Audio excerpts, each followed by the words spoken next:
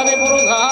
सजात्वतरिश्चतपश्यत् भूमि मधुपुरः तस्मादिकं सर्वभूतसम्भूतं सदा जिह्मात् वसुंस्ताञ्चक्रे वायुभ्यानारण्यां ग्राम्या च तस्मादिकं सर्वभूतनिचः सामानि चकिरे छदाकुशिचकिरे तस्माज्जो तस्मादजायत तस्मादस्वाजयन्दजेकेचो भयादतः गावूहजगिरे तस्माजातहजावयः तं जगं भूतदशतवैशः पदभ्यकशुद्रोहजायत चन्द्रवामनशूजातचक्षुर्वायुच प्राणिजमुखा दग्रङ्ग्रजायतनाभ्य आशितन्तरिकौ श्रीष्णुर्पदभ्यां भूमिदिशा लोकाकर्मयन्न गतपुरुखेण हविका देवा जगम्मतन्नुदावसन्तोषाशीदाजमगिरिपदभ्यं शब्दास्यासन्न श्रीशब्दकुपाः देवगुणवानो धन्पुरुखं वसुम् ॐ जगेन जगवय जन्तदेवास्तानि धर्माणि धम्मानि आसन्न